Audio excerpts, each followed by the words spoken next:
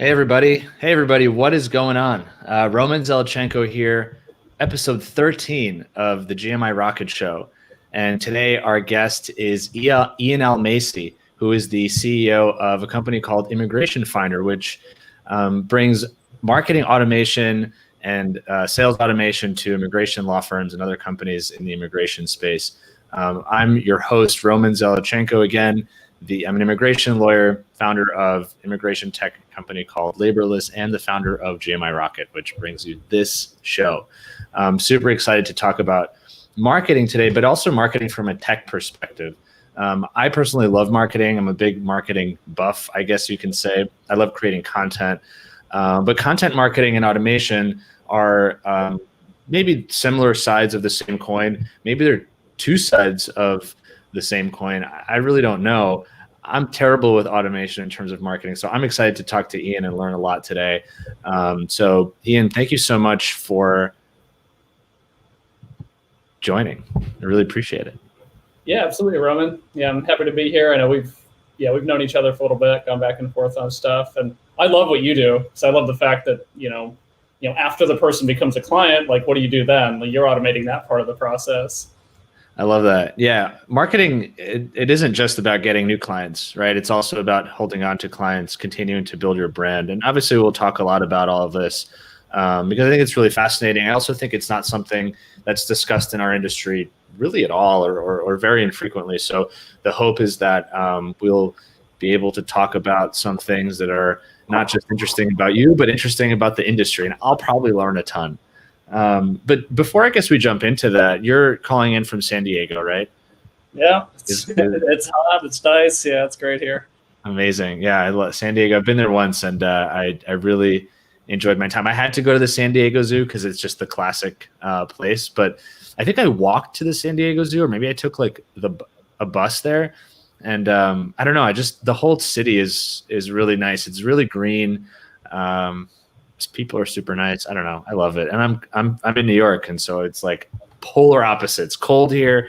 Everyone's mean, myself probably included. So you're in San Diego, and what I really am fascinated about your story is how you fell into the immigration space in a sense, your connection to it, and then of course, since you've now kind of buckled down on the immigration space, what you've learned, right? What you've learned about how immigration lawyers are handling their marketing, how they're handling their sequences of, do they follow up with people via email? What happens when they don't hear from someone for a few days? How and when do they follow up? How do you actually convert somebody who needs immigration services and maybe came across your website or something that you have to offer? How do you convert that person into a client? Because let's be honest, immigration lawyers are also business people, especially if you run your own firm. You have clients, your clients pay your bills, and that is how you survive.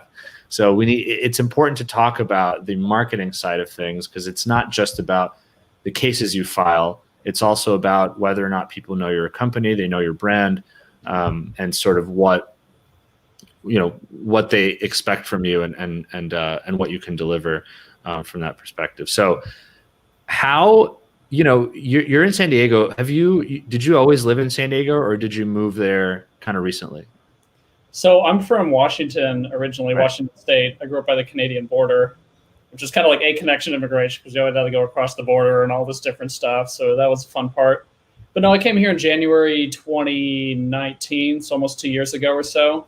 Then for a few years, I went and worked. I was in the fishing industry. I just worked in the fishing industry in Alaska, and I would just work for 3 or 4 months and travel for 3 or 4 months. Wow. And it was this big revolving cycle of a lot of fun and a lot of work, and I enjoyed all of it.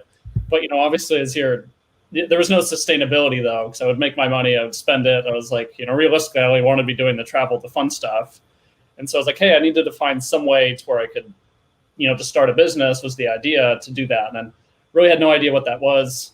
Found out I took an online course from a guy named Ty Lopez, and then that kind of catapulted me into this business. And then I decided to up and quit my job and dive into it. But I guess overall, and kind of getting back to your original question is how do you kind of convert some of these immigration leads, but also what's kind of the story behind that is those things are the biggest conversion bit, because for the most part, when people call up these lawyers and everything, it's virtually all of them's they're going to get a lot of the same information. They might get a few different things, what they're going to remember is that personal connection, that like, oh wow, like did they sound nice on the phone? Like, is it oh wow, I looked this guy up and like, wow, he just showed up on Google and all his videos were there. Or, oh, you know, when I talked to these guys, they sent me a video afterwards that actually talked about all the stuff I really needed to do, which is, you know, not just using content for you know, for like, you know, just attracting people, but using it as like an actual like sales enablement tool to kind of help with that. Because then instead of having that 15-minute conversation where you have to explain to them like, oh yeah, this is how you switch, you know, L1 to a green card if they have those questions, you can just make a video about all those options. It's evergreen, and then they feel like you just gave them a gift when really all you had to do was send an email. So it's kind of a win-win for everybody. But I guess as far as the story goes, kind of got obsessed with automation because, you know, I was just running marketing ads for everybody, and I loved doing that. It was great. But then I had this, you know, I had this problem where people would turn over, they were unhappy with the service, and like, what's the issue? We're getting all these people, and then we kind of dug a little bit deeper and realized that, you know, the issues weren't the leads they were getting. It was just like how often they were talking to people, or, you know, just little things like, do you have communication issues in your office because of like the physical layout of it? Like, do you actually have like a place where people can meet and talk with each other? Just kind of the ergonomics of things. But I'm not sure if that answers your question. Yeah, no, for sure. I love that. And you really kind of jumped ahead there and to talk about how you got into, you know, marketing automation. I want to learn more about the time you spent in fishing, because like I have a local fishery here that I buy all my fish from, that fishes out on Long Island. And I'm just curious. I mean, I don't know how many people know folks who work on, you know, in the fishing industry. Do you have to get up at 2 o'clock in the morning and actually like go out and be on a boat all day? Is that? So it's, the whole concept of like what time of day it is really doesn't matter. Especially most of what I did up there is I worked on the dock at the fishing plant. So we would do like land-based stuff for the fishermen. But if this is the interview topic, we could totally go for it. But you know, that's kind of, you know, you're supplementing what the fishermen are doing out at sea and everything. So they're catching the fish, they sell it to a tender. We were fishing for salmon. That like, if you've seen those big boats on Deadliest Catch, I've seen a lot of those. But they actually they go and buy salmon from the little boats that catch the salmon during salmon season, and then come into shore. And it was our job to pump the fish off. We had to give all the tenders new stuff. The tenders actually sell stuff to the people out at sea, and then the fishermen just stay out there for weeks or months at a time. And then just these tenders just come out. It's like this big floating grocery store that buys fish from them and sells them whatever they want.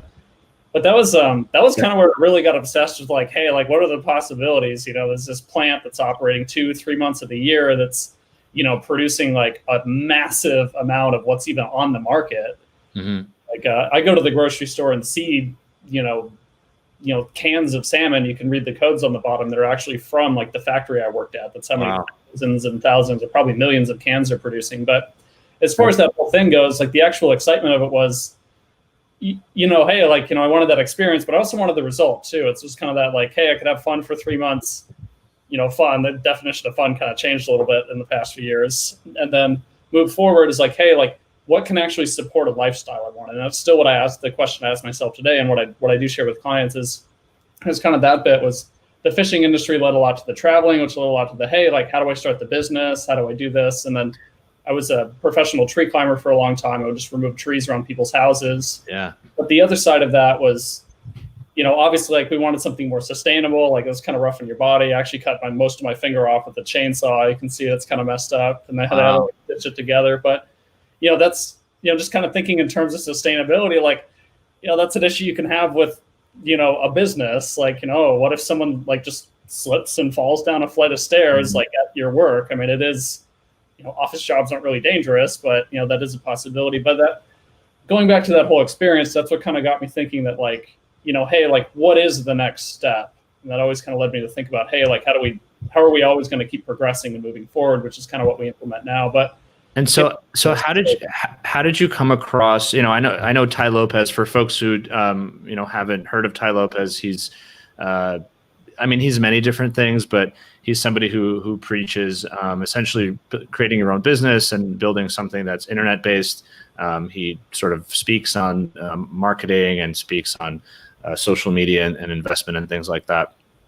How did you come across his courses? And I guess, what did you get out of them? I'm curious because I actually have never. I don't know anybody who's taken any of his courses. It sounds like you were really kind of impacted by them, and they really led you to where you are today. So I don't know. Can you share a little bit about what it was like to come across that and sort of what you got out of it?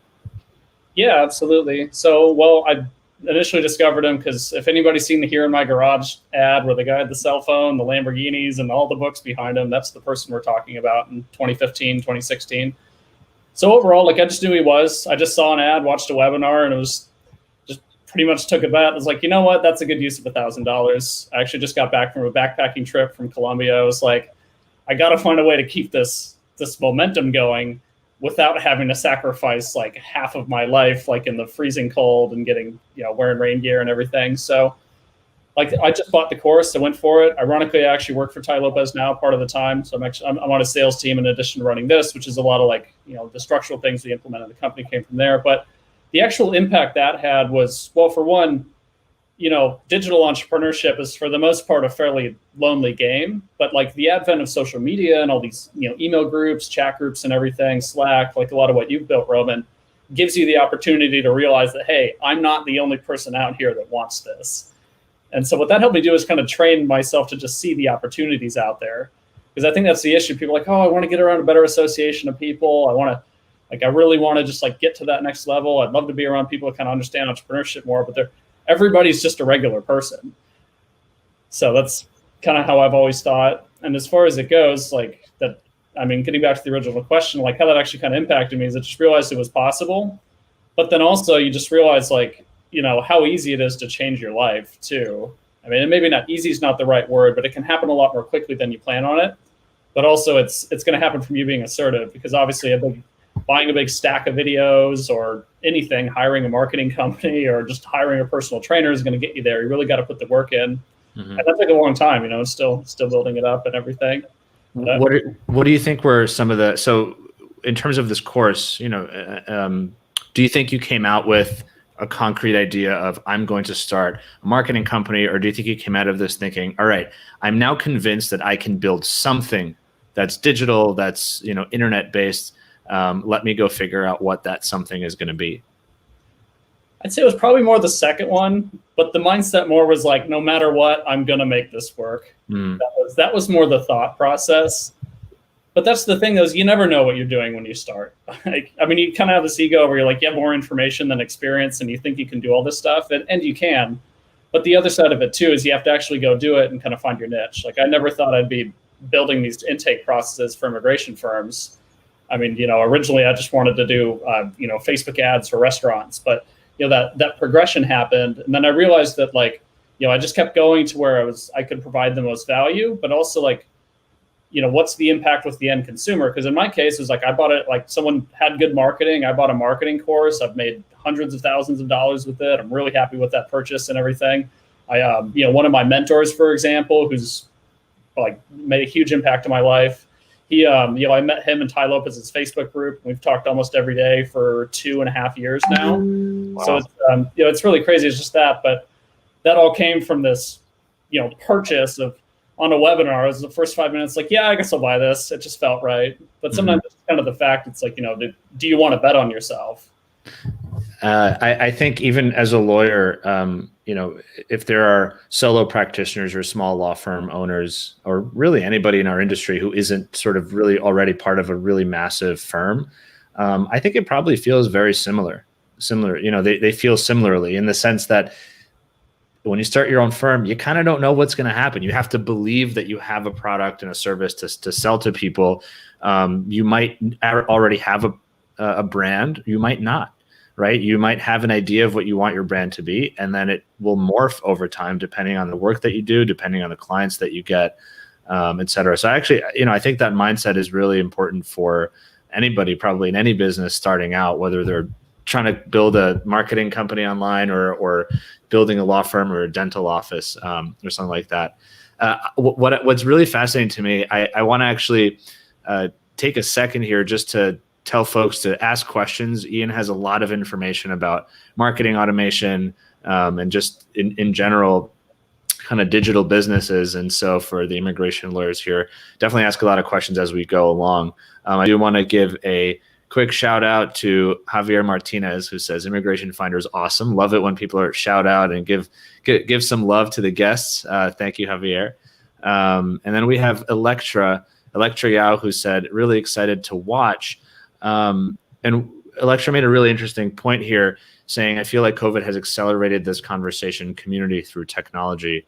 And community through technology for attorneys is key to success. And I think this is kind of going off your point of, you took this course and realized I can build a life and build a service that is really digital first.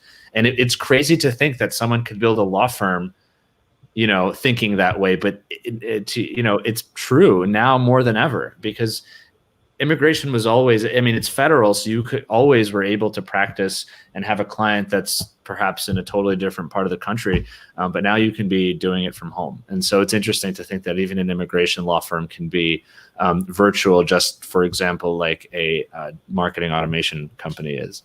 But to bring it back to kind of how you had this experience, you really wanted this life of having control over your time, right? And so when you were working in the fishing industry, you sort of gave up control over your time for 3 months. You worked like crazy in this environment that's wild, right? And then you had 3 to 4 months to yourself to travel and really kind of explore life, which is awesome. But then to your point, it is tiring, it's grueling. You took this course, you realized, wow, I can do something that is online first, where I can automate my processes, where I don't have to be working 9 to 5 every single day, right? Where I can also do it remotely, which means that you can live anywhere. You live in paradise in San Diego, but purportedly you can live anywhere. How did you stumble upon the immigration space? I understand that your grandfather was actually an immigration attorney, right? Yeah, so kind of funny stories with him. So, so he immigrated here. He was an Ellis Island immigrant. His parents, all that Hungarian, gypsies that came over, and gypsies were not well liked over there. So they came over here, started restaurants and everything. And he initially wanted to become a singer, but his parents said, no, we immigrated to this country. You have to become a doctor or a lawyer. And he chose to become a lawyer, corporate lawyer for a long time. But he actually became an immigration lawyer. But we didn't know this until after he died. But he paired up with one of my cousin-in-laws and told him all these like obscene stories. But he actually got visas for like mobsters in the 70s and 80s in like San Francisco and all this different stuff. So, and granted, like he wasn't like an unethical guy, but like that was his customer base. But you got to realize like there's a niche for everything. And some of these, there's a specific group of people that really want to be cared for, but that was kind of his business for a while. And then, wow. he did the whole green card route and everything. But yeah, that was fun. And then, how we got into immigration law is I met, a lawyer, Jacob Sapuchnik, at a meditation retreat, which was, really interesting. It's funny. I met him. It was like it was a 7-day retreat. It was day 5, I think. So it's possible we couldn't have met each other. There was 100+ people there. Then, I got his phone number, followed up with him. And then, initially he was just another marketing client until, I moved here and it became a larger project. Yeah. Can you talk a little bit about how you actually met him? I've never been to, I do yoga all the time. I've never been to a yoga or meditation retreat. So I don't know, how did that sort of come about in terms of you? Yeah. Well, I told that story to you before we hopped on here, but yeah. So what had happened was, so we went to the retreat. A little bit of background story. I went there with my mom. We went on a trip together, and so like one of the days there, I'd stood up and kind of talked about my business and stuff I wanted to accomplish. In addition to just like having the mindset of my thought process is like, why can't everything just always be fun or fun to an extent? Or why can't I enjoy every part of my life, even though it's not like an enjoyable moment? So pretty much that stood up. But then I mentioned some business things that he thought was interesting. But the next day we had to go do this exercise. They called it the Kyle Lego. It's a guy's combination of 2 people's names. Kyle, who was the guy hosting it, Kyle Cease, who was a Comedy Central comedian who went meditation, and then his friend Diego, who wasn't there. I don't know who he is. So we had to go pair up with somebody and go talk about the year ahead that happened retrospectively, like it went well. Like, so for example, we went to the meditation retreat. Then a year later, let's say we came back to that retreat and we had to talk about how the last year was, but we had to talk about like everything went perfectly and went super well. So I did that, explained the whole process of, hey, I moved to San Diego, started, did business stuff, all whatever. Then afterwards, like this is kind of the fruity part of it, which isn't really my personality. We had to go around and hug people. So literally I went and I just saw Jacob and I hugged him, and then we talked, and it was like, oh, well, how was your car? I was like, oh, I moved to San Diego, I did this, and I told the whole story. It's like, oh, I live in San Diego, I have a co-working space, and like, at the time, he might still have this, but the CBD business, and like a guy I know has a CBD business, so there was just a lot of this synergy. But then I moved here, started working a bit more closely with the firm, and then, at that point, I just kind of got obsessed with this stuff. I was like, man, how do we make things better for immigrants? Because that few years of traveling really made me realize, like, man, no wonder people want to live in this country. Like, just it's clean. Like, we got drinking water just that comes out of the tap. Like, all these little things we probably take for granted that, I definitely do to some extent. But yeah, that's how I got into the immigration industry. I got Jacob's phone number from there. I called him once a week for 6 weeks until he hired me, and then he's been a client for the past. He started November 2018 was our first month working together, so almost 2 years ago. And then since then, the lives we've had and the actual lives of the people that have like worked with the firms we worked with, I think it's been great because it's really smoothed out the process, and that's the goal for me is helping immigrants because they need it. Yeah, it's. So to back up, I mean, I love that because it's like a chance encounter. Yeah. At a retreat that turns into, your career essentially. What was the first thing? So, you met Jacob, you told him what you want to do and kind of this thing about you wanted to move to San Diego. You weren't in San Diego yet, I guess, if I'm correct. So it was a plan already. It wasn't just like a dream I'd cooked up, but it was something I knew I was going to do at the end of the year. I had some things to wrap up at home. And so, I was just taking care of it. And then I went down to California, and then I almost didn't go actually, but my mom bought the ticket, and she was like, "Oh, come on, let's go." I was like, "All right, yeah, that's fine. Yeah, we'll definitely." You almost didn't go to the retreat. Yeah, I almost didn't go to the retreat. Almost like, so I mean, if you're out there thinking, "Oh, should I go to this event? Should I do this?" Like, you got to realize like those are things you're saying when you say no to like, getting out of your comfort zone, doing things, or even if events are in your comfort zone, like you're saying no to all the opportunities those open for you. Yeah. Like, oh, I might not go to the ILA conference this year. It's like, well, you might not meet that employer that wants to hand you those 100 cases a year. So things like that, or you might not meet whoever, or this might not happen. So obviously you got to learn how to say no to things, but it's something to keep in mind. And so what was the first thing that you did with Jacob? I mean, he was your first client, it sounds like, as you were starting this digital marketing business. He happened to be an immigration lawyer. So what was the first, like, what was your proposal to him? And what was the first thing that you kind of did with him that eventually led to you working together for the past 2 years? So I will say, like, what we're doing now for people was stuff that I knew how to do then, but it wasn't where he started out. So initially it was just, he was a Facebook ads client.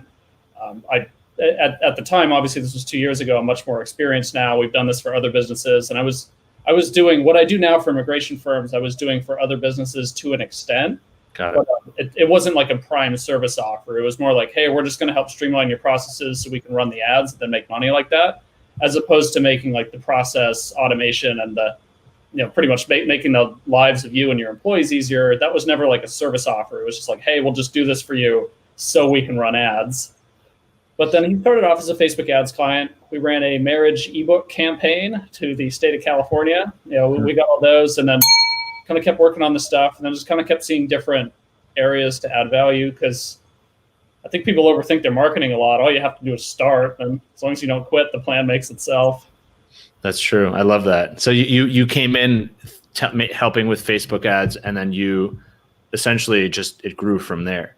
What had happened was I was living in Washington at the time, and so obviously like being a bit remote, and so like we just did the Facebook ads thing. We communicated. I got with them. I just kind of gave them our standard marketing stuff, like, hey, we're going to do Facebook ads. We put them in an email sequence and a Google sheet, then we forwarded it off to a salesperson. And which is a really great thing to do for people. It's we still do that, but we always have some type of preliminary phase where we make sure that the marketing and the people that come in are going to get taken care of, because each person you don't call is a person that likely has a problem they want solved, that was hoping you would do it for them, or at least to some extent would be part of the process, even if they don't hire you. So, but no, what we're doing is, like, when I moved to San Diego, like Jacob, he actually let me stay at his house for a few days, because instead of me getting an Airbnb or a hotel. So like at the end of that few days, we kind of sat down and like we kind of dug a bit more, and I don't want to speak too specifically to it, but we kind of dug more into the business as far as like, and this is really common what I do with immigration firms when we start, is we just realized like, there are all of these just like holes in the bucket that maybe people are so used to that they're not really seeing it. And that's kind of where we start with people is, hey, how do we, I guess, to put it kind of brashly, but like, how do we squeeze more money out of the company? But because I think most people are like, they'd rather spend money to get new stuff instead of dealing with, some type of existing roadblock. And I think that's what the legal industry does, where it's like 90% of people don't know, or firms don't necessarily know like what their return is. So, you don't have to throw money at everything. Like there's a lot of help in there. And then once we started realizing that, hey, like if we can just get people to communicate more with each other, that was really the key to like growing a lot of these companies. So I'm not sure if that answers your question, but that was kind of the start. And then Can you give a little bit of information? Can you give a little bit of explanation of what do you mean by holes in the bucket? So holes in the bucket, for example, are it's where is money or people or whatever result you're looking for, where does it already exist in your company that it's not really getting, I guess, farmed or siphoned out or however you want to think about it. So like, like one thing for example was, if you want to track your leads, and ironically, I just read a book, about law firm intake, is, little things like just keeping track of things will naturally increase the amount of people you're talking to. So it kind of holds in the bucket. It boils down to lost opportunities, but it kind of boils down to like, hey, like, is there any redundancy in your company that's determining this? Like, granted, your employees are amazing people. They work for you. They show up on time every day. But if they had one bad experience with one person, they might meet another person that just, for whatever reason reminds them of that person in some random way. It could be completely unrelated. Then you want to make sure that lens they have from that bad experience they have doesn't carry over. So kind of those holes in the bucket are deal with some, the big thing is like the biases of staff members. Everybody's biased to some extent. If they had a bad experience with somebody, it can be all sorts of things. I don't really want to speak specifically to like some of the things I've seen at law firms because, I don't want to track back to anybody, but, I'd say those are the, so it's lost opportunities. Then also it's like, are you really being honest with yourself about, how your company is running? And obviously, even though if you have happy clients, that's fine. But the big thing is like, do you really want to go out and find new business from people you don't already know? Or like a big example is a lot of the law firms, they have these 20, 30, 50,000 person email lists that have never gotten a single email from them. So that's kind of what we're looking at is like, how do you keep reconnecting with people? But getting back to what you said is kind of the holes in the bucket thing. It's where's your company losing opportunities? Is it, are people getting called back soon enough? Like, are they getting emailed back? Like, if they're not ready yet, if they're not ready for 8 months, you're probably not going to call them for 8 months. I mean, we'll do it for you, but it's you yourself isn't like Javier, the guy that hopped on earlier, is someone that works for me. Yeah, he's one of our agents. He actually works for Jacob. So it's really cool stuff. But I think that's asking yourself is, hey, like, what's your personal bandwidth? But what can you do to expand on that? Like, if you don't want to call people back, that's, it's granted, like I'd probably talk to you about that. But, what can you do to make sure that gets done anyways? That's my mindset, at least. Which is where automation comes in, I suppose, because you don't want to email the people back, but you know that they need to get emailed back. And so can you set up some sort of an email automation sequence that sends them an email after a few weeks or a few months to catch up, to follow up, to ask them for a review, et cetera. The other thing that you got me thinking about was just the concept of, taking a step back and looking at your existing clients and your existing business and wondering, can you, the thing you use is squeeze more money out of the business, but another way of looking at it is, can you offer more to your existing clients and therefore generate more revenue with your current client base rather than continuously trying to find new clients and perhaps only offering a limited set of services. I had a conversation with a lawyer recently who handles business immigration and works with a lot of startups, and he helps them with their H-1B visas and other types of visas. And he realized that at some point, there was this growth stage for these companies when they started hiring just a few more people, where it wasn't just that they needed help with 1 or 2 visas. They actually wanted somebody to help them set up their whole immigration program, right? They want guidelines like, we will hire you under this circumstance and sponsor you for a visa. If we're sponsoring you for a visa, these are the steps that we're going to take. This is what we do, et cetera. They didn't have that. And so partnering with the lawyer, they were able to put that together. So all of a sudden, he's got a new service offering, which is helping his existing clients put together their corporate immigration plan, right, as they start to scale. And to me, that's one of those things that's like, it's right there in front of you. You just have to find it and enable that sort of business offering to happen so that you can generate some money from it. So it made me think a lot about how people sometimes don't think about the business they have right in front of them, and continuously are looking to find new clients where they can really grow their business with their existing client base. We have a question here from Electra Yao again, who asks, what are your top 5 digital marketing practices for solo practitioners? Now, this is really important too, because, I talk to a lot of solo practitioners, a lot of questions come out, from the immigration space, but perhaps even more broadly. A true solo probably doesn't have any staff, meaning they are the secretary, they're the salesperson, they're the marketing person, they're the attorney, they're the paralegal, they're the tech support, right? Obviously, some solos still, they might have some part-time work or whatever. But I think from a digital marketing standpoint, I think it's more important than what a lot of lawyers perceive it to be, because as a lawyer, the thing that you want to do is be a lawyer and, file your client's visa applications. And you don't realize that there's not work coming in until all of your existing work is done. And then you sit back and you're like, okay, well, what do I do now? I need more clients because I have a business to run. Whereas if you've had marketing going in the background to some extent this whole time, you would always have, hopefully, a pipeline of people coming in. What are your recommendations? And let's just say the 5 top practices for solo practitioners around digital marketing. Yeah, absolutely. We actually brought on our first solo practitioner two days ago, which I'm really excited for, because I usually work with these bigger firms, which I love. But obviously there's a big market for them, and for the most part, solo practitioners care so much. Like, they have all their bedside manner, they haven't lost any of it, and that's one thing I really love about it. But the top 5 digital things, I'd say, and not all these are going to be digital, is, for one, the success of any marketing campaign is what you track and the objective of it. So I'd say that's the first one. Is because, for one, like, if you say, oh yeah, I really want to market my business, well, there's marketing like for like what you're doing, making videos and everything. And then there's direct marketing where you're buying leads from a company like For Legal Leads. And then there's other marketing as well where, you're just going out shaking hands with people at networking events. Now, obviously, when you go to a networking event, you're not trying to walk out with like a paid retainer. Maybe you are, but it's kind of deciding what's that actual goal behind the marketing. It's kind of the big thing. So, that's not necessarily a digital strategy, but what's the overarching goal, and reverse engineer it from there. Because obviously, like, digital marketing is awesome. We do a lot of it. The other side of it too is the common denominator in anything your business is you, or the owner, or whoever it is. So just do remember that.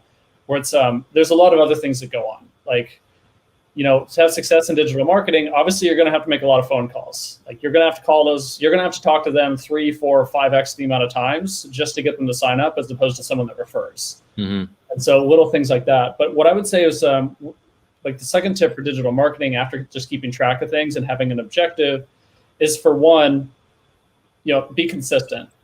Like, whatever type of marketing you're going to do, just be really consistent with it. And consistent can be like, hey, if sending an email newsletter once a month is consistent to you, that's good. So you got to get in the habit of doing this. And then once again, that kind of goes back to what's the common denominator is the person running the company, is like, marketing needs to become a habit. It doesn't need to just be like something you do. You can outsource it and someone else's habits can take over. But, if you think of your company like this living, breathing thing, like, what are the habits of your company? So the habits of your company may be like, filing, I-140s for employment visas, for example. The habits of, your business needs to be marketing, though. So I'd say that's one thing. The next thing in there is, for one, like you just talked about, where like they market, they get all the cases, and then there's just nothing. Whereas keep marketing, that's part of that consistency, but like don't let the success of like any type of marketing get to your head. Because realistically, it's easy to think you're doing well. It's like, oh yeah, we brought on 5 new cases this month when you're solo, and that's a lot when you're solo. It's like, we brought on 5 new cases this month, super busy, how do I do it? And then, well, for one, like, once those are done, like, you can get a lot of referrals in the immigration industry, but the thing is, like, the rollover, that person may or may not need help for a few more years, which leads me to my next tip, is keep in touch with everybody. So you talk to somebody, like, I don't know if any of my prospects are on the phone, but I'll keep in touch with just about everybody. So I got people that I've been talking to for over a year that'll probably never hire me. I don't hold that against them, but we talk to them. But that's kind of the mentality to have, is one thing. And none of this, I know not a lot of this is digital marketing stuff, because the digital marketing stuff, the Google ads, the Facebook ads, the branding, the email marketing, you can go on YouTube and find all these guides. You can buy courses like I did. You can outsource it. It's really common to get that stuff done, but marketing exists to supplement your prospecting process. So it's this very small portion of this big spectrum of, hey, money in my bank account at the end of the day is the goal, or signed cases, however you want to say it, where it's like, the marketing's like this little bit at the front of it where you're just getting someone to opt in, for example. Now, granted, you can do a lot to get them further along down the line with, videos and all this stuff. But the big thing is, like, you need to have like a strong back-end system. And I know I didn't really talk about the digital strategies, but for the most part, those are really easy to outsource and very easy to find resources on. There's courses on Google Ads, Facebook ads. They give away free ones. Facebook Blueprint and Google Ads platform all has free courses. And then email marketing, there's tons of stuff on there. YouTube, there's like plethoras of free training. There's you can call me if you want some advice. But the big thing is, like, what's actually going to turn those people into clients, you need to ask yourself what that is. And a lot of the times it's that behind the scenes stuff. I feel like marketing is sort of what gets people in the door. And it's also a mindset, to your point. I like the idea, because to know, number one, that you can outsource some of this work, I think ought to make immigration lawyers feel a little bit better about marketing. But they have to prioritize it. So if you prioritize marketing and you prioritize the need for it, that's the most important thing. How you execute the marketing, that could be on you, that could be on a teammate, that could be on an outsourced company, that could be on an automated sequence. But the point is, you need to understand that it's important, and that you, to your point, have to be consistent. So you have to have goals, and you have to be able to track those goals, right? And that's one of the things that's the first point that you made. I wanted to kind of dig into how maybe you can talk a little bit about what you do and what Immigration Finder does, because I think it would be interesting for people to know, what does it mean to work with, whether it's you or anybody else, or what does it mean to actually implement marketing automation for a firm? Can you kind of walk through what that looks like from a lawyer's perspective? Well, it sounds scary. It's marketing automation, but so one mindset that I always have, and I say this to people all the time, is the internet's been around for 30 years. And so it's not going anywhere. I mean, if it does, it's just going to morph. It's not going to disappear. So I guess as far as automation goes, and I guess how I define automation is, like, it's when something is done consistently, the exact same or a very similar way. So like automation, for example, is the guy that messaged in earlier, Javier. He's on my call team. He works with Jacob. He's paired with one of my clients and everything. So like, for example, like, what he does, the first thing he does is, when anybody comes onto a call team, is like, when people call into your firm, they should be doing things. So how do we make everything, or a lot of everything, consistent in your practice? Like, are you answering the phone the same way? Are you doing this? So with starting it, it's like, start taking out a lot of the variables that are in what you're doing on a daily basis. Like, for example, when someone signs up and you send them like an intake email, like, is it the same or similar every time? Or is it like, oh yeah, I happen to have 30 minutes right now instead of 30 seconds. So this guy got a way better intake process than the other one. So how do we make it consistent? Because when I go read lawyers' reviews, it's very common you see a lot of awesome reviews and a lot of not so awesome reviews, or hopefully not a lot, but some awesome, not so awesome reviews. But you don't really see a lot of 3-star reviews for businesses. And I think that's a lot of why that is you really want to build that consistency in it, but also you're providing an experience to people. So I think remember that. So you want to kind of start with that mindset of, hey, how do we systematize more of this stuff? But the big thing is you don't have to start with this big elaborate plan. I mean, you can go hire a company like ours that's going to push like pedal to the metal and go for it. But realistically, like, how can you make it more consistent, and how can you do it in a way to where you included, the owner of the business, and the staff members are going to continue to use it and like it. Like we had a month review with all of our staff members recently, or with of a firm we're working with, and we asked them like, hey, like, how's it been so far? Like, have you guys enjoyed it? And the big thing too is like, if you get feedback from people, you don't want to get mad at them too, because you want honest feedback. So, well, one of the things that one of the employees said was like, oh, it was really slow. And I was like, my clients are there like, oh my God, that was not what I wanted to hear. But she kept talking. It was like, but it was nice, because we actually had the time to learn stuff. We had the time to do all this. So for one, you have to implement things at a pace people are going to go. But I feel like I'm getting a little off topic. But the big thing is, starting with automation, is what are the things you're already doing that are taking up a lot of your time or too much of your time? Maybe it's just autopilot stuff. But for one, start tracking your time. And I actually have a video on this if you want to look it up. Start tracking your time and start realizing where all that time's going. And then everybody knows what they should be spending their time on, and then not. So, because the advantage of automation is that, you're getting more of that time back. And we actually did a lot of surveys of lawyers. We went to blogs and copied all the comments and did all this stuff. We plugged it into this big auto-calculating spreadsheet that I have to actually rank what our target market wanted. And actually, more time ranked, was it like 14% higher than getting more cases in the legal industry, which is kind of something people don't really talk about all that much. But, in that sense, it was there. But, I kind of think, why can't we just give people both? If you can make money and increase the revenue of the firm, because that's ideally what you want. But I said the big thing starting off with automation is, before you even automate anything, just get honest with yourself about what needs to change or what could change, and what do you really want to be doing all day. Like, we were talking about Sputnik a second ago. Like, he makes a lot of YouTube videos. There's probably a lot of people out there asking, hey, how does this guy have time to make so many videos? And so other stuff like that is, for one, it's one of his habits, like we talked about. But where do you want to be spending your time in the business? And then kind of reverse engineer, like, what do you need to eliminate to get there? And now, eliminate doesn't mean you take it out, but what can you delegate out? What can you outsource? What can you hire a software to do? What are you doing that really isn't that important that you've just been doing for so long? So I'm not sure if that answers your question. Yeah, so it's kind of like an audit of your current process and a reflection of your current process, and then trying to understand where marketing will fit in, and then how you actually approach it. I think that's really important, because, to your point about Jacob Zapachnik as the person we've been talking about here a lot today, he's able to spend a lot of time branding himself and creating content on YouTube and on other social media platforms, in part because that's how he has built his firm. He understands the importance of it, and he has created some streamlined processes that a lawyer who hasn't done that has to spend time on, such as following emails, setting up calls, setting up calendar calls, etc.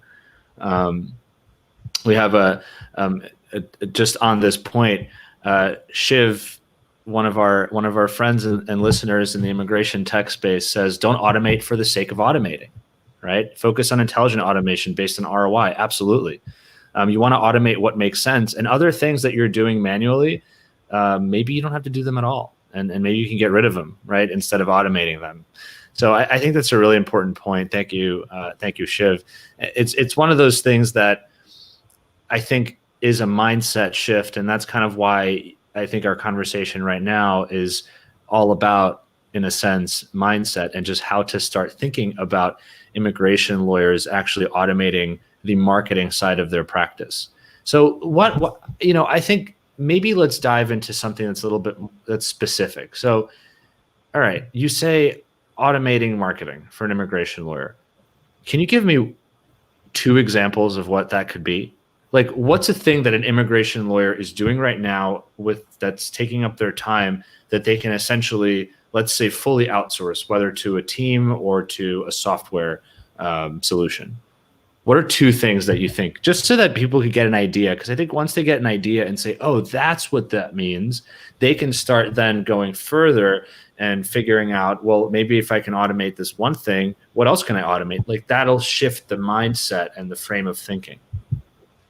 Well, the first thing you want to automate or get off your plate is the stuff you don't like doing. But as far as the two specific things goes, and I do want to share that, like, I work on the intake side of the business, so there's a lot you can outsource with the cases and the work. That's not necessarily my specialty. So just so you know, I'm kind of talking about that intake side of the business. Yep. And that intake also involves like getting the client set up and how often you talk to them and setting expectations. So it does go into while you're fulfilling. But the first thing that you would want to completely outsource is, for one, well, stuff you're not good at. And that's, so I do want to be specific, but ask yourself, do you want to be a lawyer or do you want to be like the business person, the business guy, salesperson? And both of which you can outsource. But who your first hire is, or who your first, even software choices are, should support what that decision is. Like if you love filling out the forms, like that's okay. But the other side of it too is like maybe getting a good salesperson is something you want to do. Or maybe maybe hiring a marketing company to do the leads. Like if you don't want to do all that content marketing, maybe just buying leads from somewhere is a better option for you. Or maybe just asking other firms like, hey, like I really love doing the work. I'm looking to stay lean and everything. Like instead of spending 30% of my budget on marketing expenses, I'd rather just pay referral fees. And so there's that kind of thing. So for one, I would decide, and especially for lawyers, and it's usually one or the other, do you want to be a lawyer or do you want to be like the business guy, entrepreneur? And I would literally pick, you're going to be both either way, but pick one and then find ways to hand off as many of those other tasks to other people. Like, it's like, for example, sales. Like, you don't want to be calling online leads? Go hire us to do it, or hire someone to do it. It's there are a lot of very hungry people out there that are willing to dial. But if you don't if I talked to one lawyer, for example, that worked at a fairly large firm, it's like, hey, I've been filling out these forms for like 5-10 years, but I've always had two paralegals to double check everything. And now that I'm on my own, I'm kind of nervous I'm going to make mistakes. Like I'm nervous about actually like getting clients because I've always had just this two paralegals, and on a complicated case, I had 3 attorneys to go ask. And so in that case, and she was a very social, very nice person. So that's someone that should hand off the legal work. Then the other side of it too is, I meet a lot of these attorneys that are like, oh yeah, we really want to do like just EB-5 cases, like just dive right into it. And if you're not in the immigration industry, an EB-5 case is a very big, very in-depth like immigration visa. And so like that person wants to do, good chance they want to do a lot more the legal side of the stuff. And especially if you want to do those investment leads, they're going to be a lot longer of a sales cycle and going to require someone that just wants to sit there and talk to somebody. So I would start with that. Is for one, ask yourself, hey, do you want to be this business guy, entrepreneur? But the question is, do you want to be in front of or behind your business? And then the next thing too is I'd very much suggest is you don't want to completely hand this off, but your email inbox is definitely a big one. So, which kind of leads back to the communication for your firm is, are people going to communicate with you or are they going to communicate with someone else? Which is kind of the same as the other side of the thing. So that's kind of where it starts, though, is how the public communicates with your firm, and then what you're doing. Do you want to be the entrepreneur or do you want to be the lawyer? It's kind of the question to ask yourself. Email, massive amounts of email in people's inboxes is just the bane of so many people's existence. How does that look? What does it mean to automate your inbox? Well, for one, automating your inbox is, and the first thing I want to say is it's possible. So I know if you're a lawyer watching this and you're afraid to open your inbox, it's possible to automate that thing. It's not going to be immediate. But the big thing is getting email templates, but you want to get email templates in a place that allows for universal editing. So for example, like a lot of the firms I work with, they have these email templates in Word and they sit on someone's desktop. They're saved on there, which is totally cool. There's nothing wrong with that. But when there's an immigration law update, like for example, one of the firms we work with, it was actually email templates we had. The EB-5 law changed and it went from 500,000 to 900,000 for the investment. And we just like showed the attorney our templates and they corrected them. But realistically, like if I had 20 people working for me and they all had those Word documents on there, like, are you going to trust that 20 busy office workers are really going to have the time or prioritize it or whatever? And it's never an ill intent, I'm sure. but those things. So the big thing is understand it's possible, create email templates. Then also different tools like Mixmax is a really good one. You can actually automate your email response afterwards. So say, for example, someone emails you with a question, you can respond to it, but then drop them into a quick sequence from your inbox that 3 days later, they're going to get an email that says, hey, did you get all your questions answered? Here's a video about this. And this isn't going to be instant, just so you know. So there's those things. Then also, there are so many tools and settings inside of your email inbox that Outlook and Gmail and Zoho have made for people. If you just go into your settings, there's so many of them. Like I have it, like I have my email inbox set to where I have all my unread messages first and then my non-unread messages later. Then literally all I do is I have auto advance. You can set it to where like if you answer an email, it moves to the next one instantly. So that way, like you have all your unread emails, then you can categorize it by section too. Because you might log in like, oh, I got so many emails. And really, 10 of them you probably don't have to answer as people saying thank you or whatever. And I know 50 is a pretty low number for a lot of attorneys, but it's the number we'll go with. And then you might have a certain number there. You can make different labels in your inbox and categorize stuff. So let's say, oh, I got like all these emails to answer. Well, for one, count how many emails you have to actually answer. Stay on top of it. If you want to keep your whole inbox read the entire time, it gives you a really good idea of how much work you have to actually do when you log in. So if you have like 80,000 unread emails, like other people I know, mark all those as read. It gives you a really good idea of how much actual work you have to do. Then you can create labels for things. So and we just set this up with another firm 2 weeks ago, and literally they just, they're spending an hour and a half a day, 2 hours a day to manage 200-300 emails coming in to their personal inbox. So makes a big difference. So go ahead. Oh yeah, well the last thing I was going to say is make labels in your inboxes like Gmail, Outlook. They make this really easy. They want you to do this. Like, trust me, like all these companies, they want to make it as easy as possible for you because they want you to keep paying. So, what we all suggest is make a Visa category tab. Like, for example, you have employment, you have, family, marriage, however you want to say it. Then you have business, deportation, asylum. Those are kind of the 5 broad ones. Then every email you get, just move it over and categorize it per one. Then also later on, like, if you have like a client that's coming in, you can log in and then see, okay, hey, like these are my investment leads. These guys need to get followed up with. These are the business leads they need to get followed up with. And then that'll really help categorize it. Then also all those unnecessary emails you're getting from email lists, just your like those email groups you're part of that are sending you stuff that's entertaining but not really important. You can exit those. So I mean, this is your work email. Remember that. Like, some of the times when we see Laura's emails, they got stuff from they just use it for everything. But just the more you can cut out all that extra stuff, the more you're going to be able to focus, the more you're going to be able to categorize things. So I don't know, it's a bit easier when I have my screen and I can show people, but find an email inbox tool. Mixmax is really good for Gmail, works amazingly. If you need to, hiring an assistant's a great option, especially using these email template tools. When you hire an assistant, you're going to be able to very easily say, oh, hey, this is an L1 email. If you don't know exactly how to answer it, you can at least respond with this and drop them into the sequence. And when they respond, let me know. Because that way, when you go in, if you have an assistant and a software helping this, those 300 emails can turn into 30 or 40 that you actually need to answer as an attorney, and all the rest of them what's the people that are just looking for, free advice. You can just very simply say, hey, here's our YouTube channel or blog. Here's the info on the I-485 that we have recorded online. Here, if you still need anything, feel free to book a call at this link.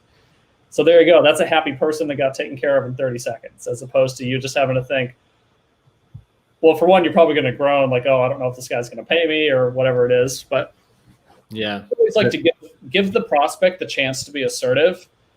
And then also, like, the quicker you get back to people, the quicker it is they're going to pay you or take some type of service. Like, if you take a week to respond to somebody, like, they're not feeling very good about paying you, about having to submit something on a deadline. So it is important to remember that, but just get some type of help. I think the biggest hurdle I have working with attorneys is just them admitting that they can outsource this. And I know they're nervous about their data and a lot of these things, which they should be, but I mean, realistically, like, you're running a business. Like, these tools exist to help you. I mean, there's a lot of people that, have assistants that help with their email inboxes. There's a lot of security measures you can take for that, like tools like LastPass. You can share your password out. You can share one particular ones of your inboxes, if you want to make sure that that's one thing. Then also building these email sequences and tools like Mixmax is really going to allow you to just very simple, like click and go. Okay, you can just plow through emails. Yeah, I mean, it's great to actually visualize what it might look like, because the idea of automating email sequences sounds interesting, but then I think a lot of people don't take that next step because they can't visualize it.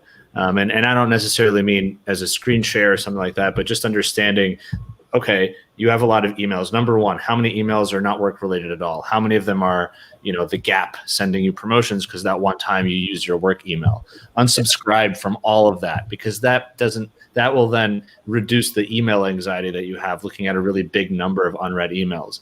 And then to your point, you categorize, you maybe create some rules. Google and Outlook, they have rules that you can create. If it comes from this person, put it into this email. If it comes from this or this folder, right? And then, using platforms and having someone understand the rules behind your email can really minimize what you as an attorney actually have to respond to. That's awesome. What do you think is, from where you stand, your company is fairly young. We're both sort of startups, right? So we have a lot more to go. We have a lot of growth ahead of us. Where do you see sort of the movement in the immigration industry as far as digital marketing and automation goes? Well, I'd say overall, the firms I work with are kind of anomalies because there's people that they have to care about the stuff to even want it. Whereas, but overall, where I see it going for the most part is where every business is going. People want chat, they want a quicker response.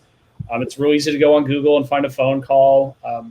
There's a lot of 24/7 answering services that are blowing up. Like I just read a book on the complete guide to intake or to law firm intake. That was one thing they talked about was 24/7 answering is, how can you give people a response? Because they're getting so used to just messaging their friends, getting that chatbot experience. It's 14 hours. But also, all right, I think you just heard my timer go off. So, all right, but I guess as far as starting goes, it's, there's the immigration industry, but also think about it like another business. Like what are other businesses doing that are high volume, that are serving people? What are they doing that's working that isn't yet in the immigration industry? Is the question I'm always asking myself. Is, because there's a lot of these other businesses like car dealerships, the medical industry, for example, that it's, at the end of the day, you're still servicing people and you own a business. Like, when you sign into your QuickBooks account, it doesn't say there's not a special QuickBooks for attorneys. There's not a special Outlook for attorneys. Granted, there are a lot of special tools which we provide for people for attorneys. But like for the most part, the foundation of business is, just owning a business. So I think it's important to remember that. But then another point too is where I see it actually really going is, it's going to be consumer driven, like what they actually want, but also like how you behave as a business owner is also the type of prospects you're going to attract. If you take, a week to email somebody, a few days to build up a representation agreement, like those are the people you're going to get. You're going to get the people that like aren't going to hand it back to you. And then a lot of this automation and technology, what it does is it really sets the expectation for people giving you the information you need more quickly. Like my guess is you don't want to wait for 3 weeks to get like all of the information about their marriage case and find out that half of it's not there, that they sent you 2 pictures of the same passport on accident. Like that kind of stuff is, you want to set the stage for, hey, like, when you get back to them quickly, they're going to get back to you quickly. It's like that law of reciprocity. So how do you want your consumers to behave, and then kind of go from there? But I guess that doesn't completely answer your question. Is for one, I just think people's expectations are higher, and they also are. The internet's the worst thing for salespeople because for the most part, people just go on and find out like what other prices are and everything. But, what's the thing that really sets them apart? But I'd say where I see it actually really going is for one, like people are just starting to expect a quicker response. They're starting to expect, digital things. They're used to things like chatbots. And then the other side of it too is like there's a lot of people that aren't because you're dealing with immigrants or people from different countries and maybe places where they're not quite as popular. But what I always tell people is, or not people, lawyers, is like when someone, your marketing should put the ball in someone else's court. Like, hey, because immigration law is not like filing your visa is something completely hand off. They have to go to the interview. They have to do it. For the most part, it's the work is still on them when they pay somebody. So how do we throw the ball in their court? But your marketing can do that too. Where it's like, hey, click the button below, do this, do this. But the big thing is like once they're actually contacting you, like give them a task, hold them accountable. Like, if they say you're going to call them on Tuesday, call them on Tuesday. And said, oh yeah, I'm pretty busy next week. It's like, okay, well, we'll at least get a hold of you, those kinds of things. So I think people are expecting to be held accountable more often, I guess is what it boils down to. And as far as the industry goes, it's really easy to track things now.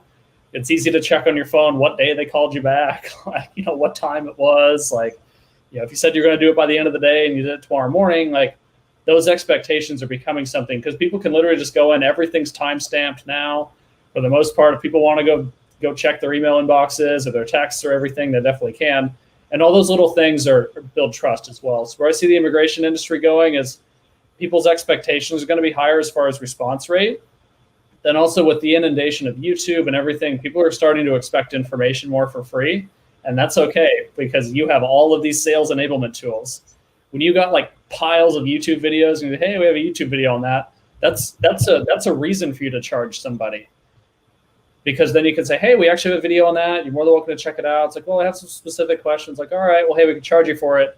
When you haven't engaged that reciprocity and given them some taste of that information, like they're going to wonder if you actually know about it. Yeah, I think that's a really important note, which is that we shouldn't be hiding our information anymore. We should be sharing all of our information, as much of it as possible. It will never be specific enough to really answer any particular client's actual question, but it'll show them that you know what you're talking about and will build that confidence in order for them to work with you. And, with everything you've been saying, if you can take that content, whether it's a video or some sort of a written, an article or some written piece of content, and you can actually put that into some sort of an automated sequence where you can surface that video or surface that article or that blog post in response to somebody's question or something like that. I mean, that's where you're really taking off a huge load of work from you that isn't directly going to build the business. And by the time they get to you is when they've already gone through your quick emails, talked to your chatbots, listened to your videos, and they're ready to sign and ready to become your client. That's where you can come in as a lawyer, really kind of personalize the final the final conversation and get them on board. So I totally agree with you. I mean, the future is higher expectations, more digitization, and I think from a marketing standpoint, the consumers who are really prospective clients of immigration law firms are expecting to get to receive the same type of service level as they would from Airbnb or from Uber, whether it's in terms of digitization or just ease of use, ease of consuming information. So I totally agree with you. One of the things that I wanted to talk about that we didn't get a chance to, but I always kind of like to end these conversations with something interesting, is you're a scuba diver, right? You're a big scuba diver. Is that right? Yeah. So that was what I would do. And so there was Alaska working. What I would do is I'd go on dive trips, and I was a dive instructor in the Caribbean and multiple places. And then all I do now is free diving, which is breath hold diving. I haven't scuba dove in, I think, 2 years or so. Oh, got it. That was the first business I started, was teaching free diving to people. What's the longest you can hold your breath for underwater? I did, just sitting still in a pool, I did 501 at a competition. Wow. And then, which per competition, it sounds really impressive, but like the average person can hold their breath for 3 or 4 minutes if you learn how. So it's amazing. Like teaching these courses, like people will come in and then it's amazing. I've had people do 4-minute breath holds their first day, and they're like, oh, it's crazy. Yeah, it's amazing what your body's actually capable of. That is incredible. So my question to you would be, what's a place around in the world where you haven't gone free diving yet, where you'd really like to go? Well, I've never dove in Asia before, or Europe. It's pretty much all been the Caribbean and the West Coast and Florida, and North Carolina too. I used to live there. So, I guess that's one thing. But that was the initial dream, was just I've been to a lot of freediving competition. That's my passion in life. That's what keeps me going. But that was the idea behind the digital business, was like, hey, how do I just train all the time for this? We still go every Wednesday. I'm training at home a lot, just stretching and flexibility stuff and hold my breath on my couch. But I mean, I guess I'd love to go dive in Asia, and thankfully I have a business that allows me to do that. I mean, we're still on a growth curve right now, so it's not a right now thing, especially with COVID. I think that is important to note. It's COVID's happening right now, and this is a way to get around like the complications that's presented. Yeah, totally. Well, I hope that you are able to go hold your breath for a really long time in exotic places all around the world. The goal, man. That is my number one passion. Yeah, I love that. I love that. Ending with the why. And here's the why. The why is your passion and your ability to have a business that allows you to both service people and also do something that you love around the world.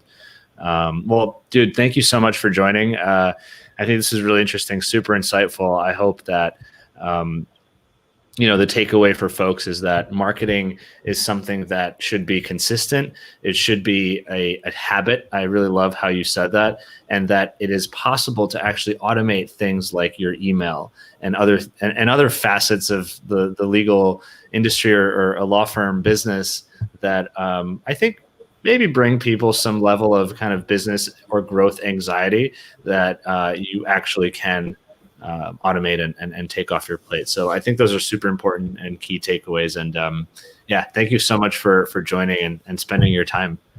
Yeah, my pleasure, Roman. I loved it. Thank you. So there you go, folks. You can automate your firm. You can automate the marketing. You can automate the sales. You can automate a lot of what you do and really hone in your skills and focus your time on what you love, what you're good at.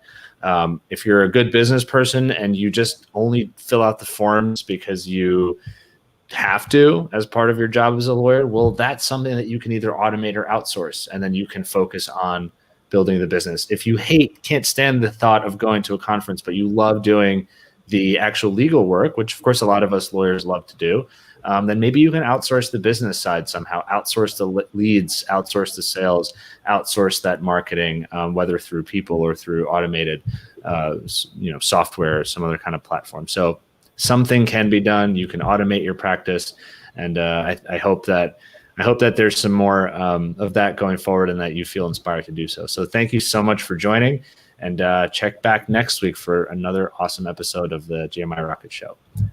Peace out.